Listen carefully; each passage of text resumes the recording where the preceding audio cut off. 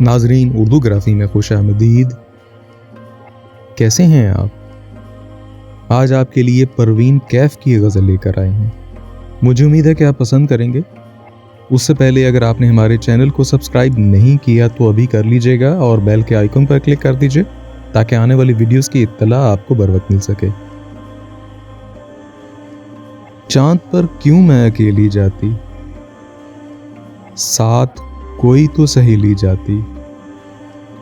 आओ मिलजुल के सहें हिज्र की धूप, मुझसे तन्हा नहीं झेली जाती। बोलना मुझसे न तुम बंद करो, हर तरफ बात है फैली जाती। हम अगर अक्ल को दरबा करते, हाथ से दिल की हवेली जाती। हाय संदल के दरख्तों की ये राख, जान खुशबू की ना ले ली जाती। बन तो सकता था नया एक कमरा, अपने आंगन की चंबेली जाती। प्यास जाती ना अगर साहिल पर, क्यों समंदर में अकेली जाती।